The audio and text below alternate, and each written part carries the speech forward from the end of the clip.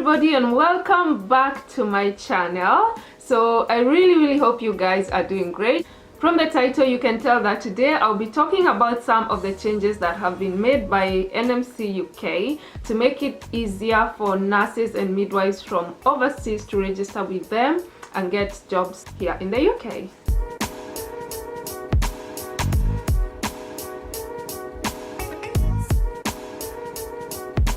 On the 18th of November, I attended a nursing careers and jobs fair event in London, and this was a very big event, guys. I mean, there was so many things happening in that place.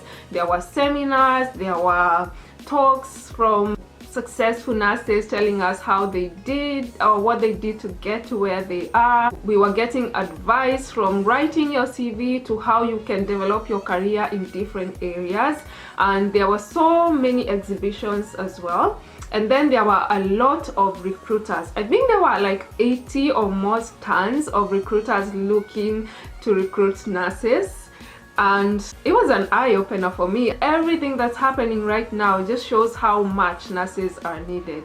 And in every stand I went, people were asking, do you want to join us? We are looking for nurses. I was asking them if they can offer sponsorships for tier 2 visas for nurses from overseas, and most of them were saying yes, we have a number of visas that we can offer, or some were saying we've actually been recruiting overseas nurses and we are looking to recruit more. And I realized that you can actually pick your job. You can say, no, I don't want that one, I don't want that one, I'll go with this one because it looks like it's, you know, the right thing for me.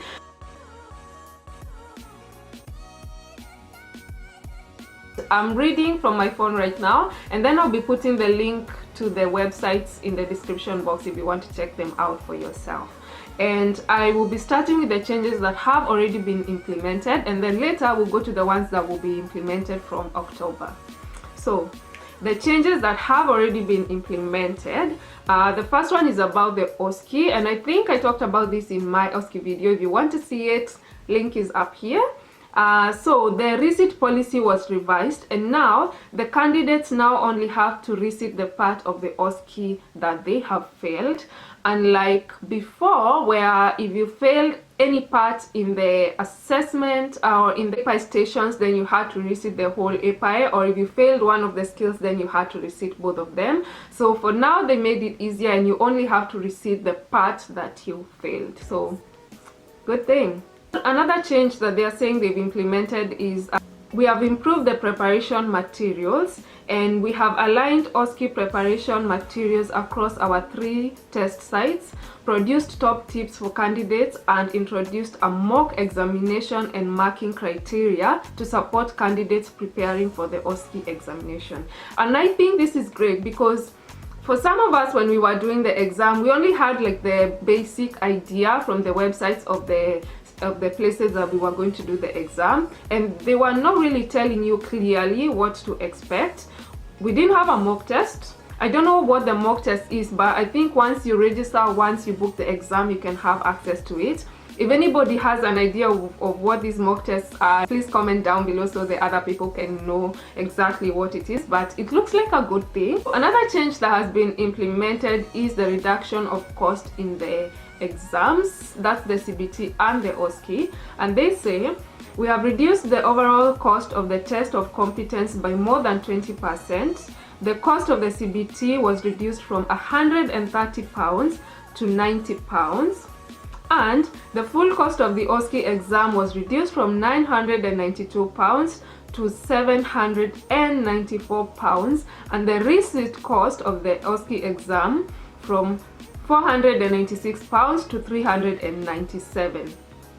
I think this is great, guys, because it's becoming cheaper, because in most cases the employers do pay for the OSCE, but for the CBT the nurse has to pay for themselves in most of the companies or trusts that I've come across, but for some employers they do pay for both.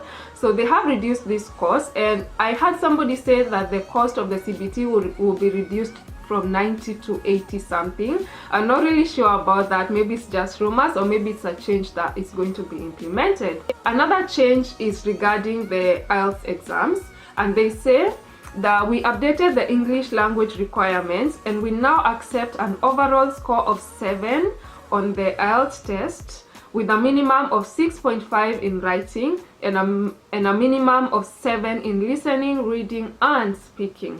So this is good, guys, because writing had become a bit of a problem to most people, and everything you had to pass with a 7, but now they reduced it to 6.5 in writing. So if you get 7 and above in all the others, and then you get 6.5 in writing, you're good to go.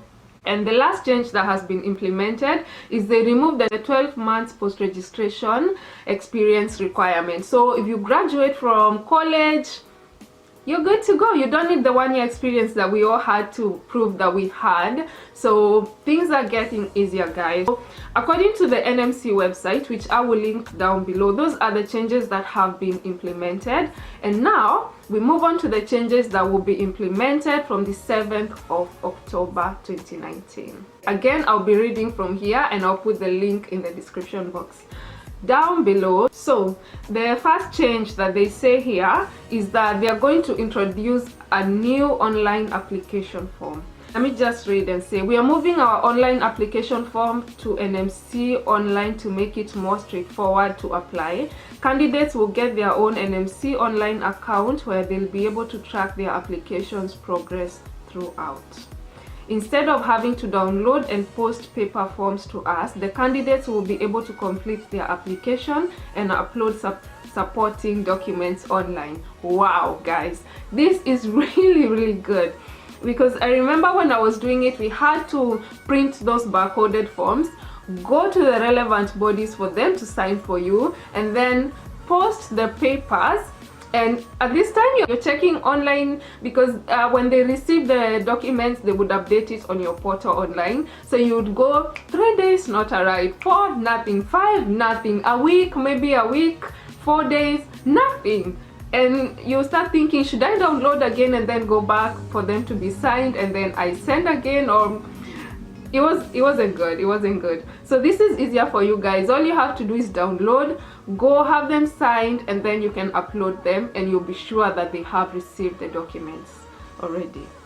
They also say that we'll be able to ask their referees for supporting declarations directly to cut down on having to go back and forth to get things right. So I think they're really listening to people who have gone through the process, and they are trying their best to make it easier for you guys. So that is a really good change. So the next one, guys, is on identity and the documents that you provide to prove you are who you say you are. So it reads like this. Candidates under the review process will need to provide a valid passport and evidence of name changes if relevant. So all you need to provide now is a passport, and if you've changed any of your names, you need to provide evidence of the name change if that applies to you, because previously we even had to provide birth certificates, and for those people who didn't have it, had to struggle to go and get the birth certificates. So you only need a passport and evidence of a name change if that applies to you.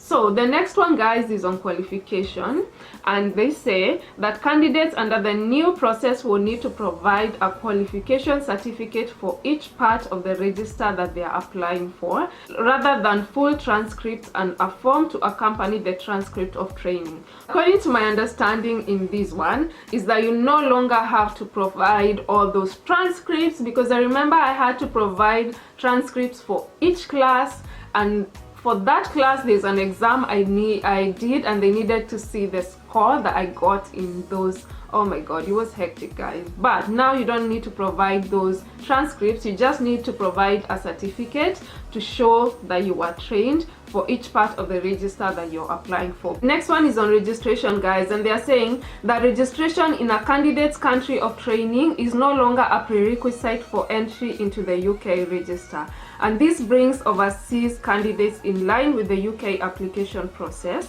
If they are registered or have been before, we will ask for confirmation from the relevant regulator.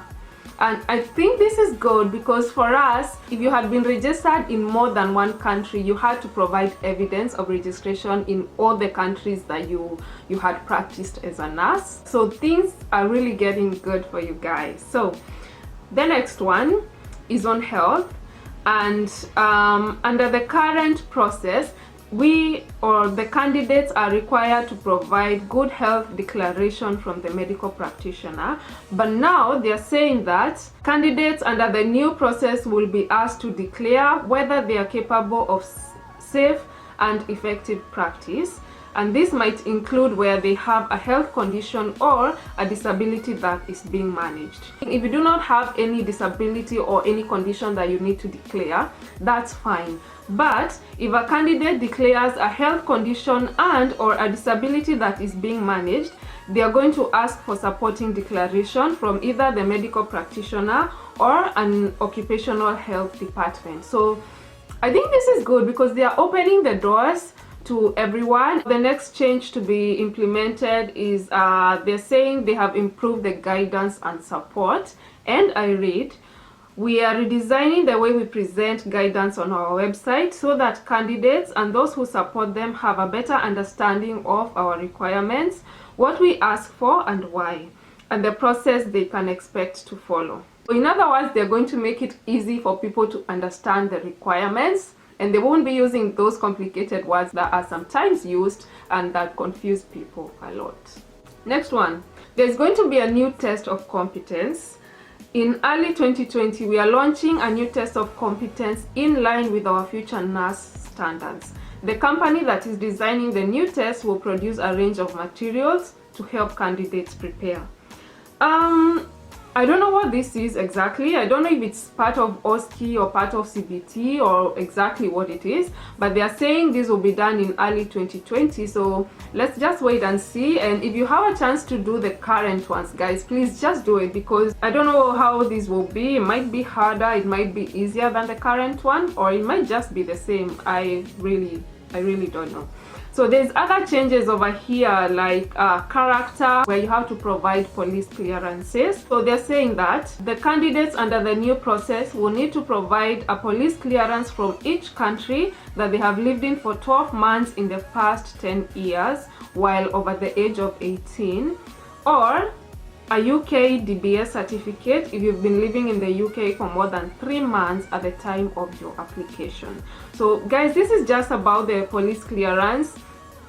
If you haven't done anything in your past, I mean, I don't think you need to be worried about this. So there's one I'm looking for, which is really important to me, because that's, you know, English exam.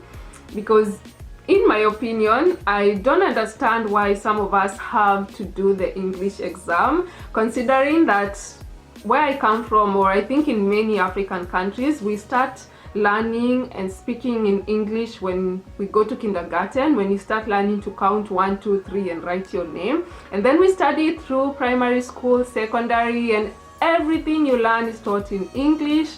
When you go to college or university, you study in English. So I really don't get why we have to do it. And I've been here for some time now, and I listen to people speaking in English and I'm just thinking, wow, they should have done IELTS. I didn't need it. They should have done it, but who am I to say that? They say we do the IELTS, so let's just do it. Don't be worried about it. And I mean, they reduced the writing score to 6.5, so things might just be getting better. So I'm looking for the language. Oh, here it is. Oh, so they're saying there's no change to the English language requirements. But they did make a change which has already been implemented, like I said before. So let's hope that they'll continue making these changes and there'll be more changes to the English exam. But there is something else I saw from a gov.uk website. Let me look for this, guys, just a second. Yeah. And this was regarding the UK VI IELTS that you have to do for you to be given a visa to come here. And I will also put a link in the description box down below for this change that I think the Home Office are the ones who issued this change. And they were saying, sorry, okay, here it is. So the shortage of occupation list has been expanded to include a range of skilled occupations following changes to the immigration rules. And then down there they say the Home Office has also streamlined English language testing, ensuring that doctors, dentists, nurses and midwives who have already passed an English language test accepted by the relevant professional body do not have to sit another test before entry to the UK on a Tier 2 visa. This change will make sure that the hospitals and medical practices across the country will be able to access the staff they need more quickly.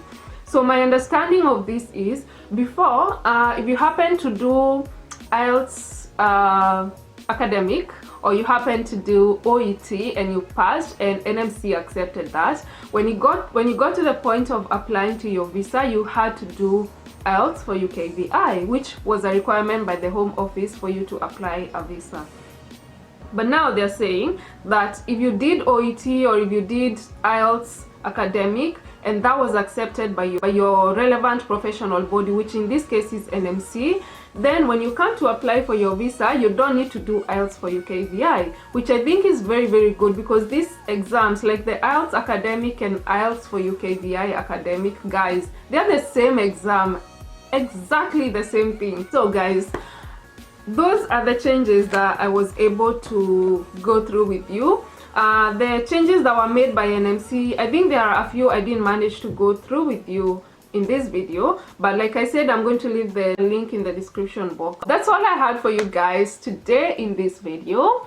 And please, if you haven't subscribed yet, come on now, please subscribe for more videos like this. I also do lifestyle videos and I also do some travel videos, so yeah, please support my channel.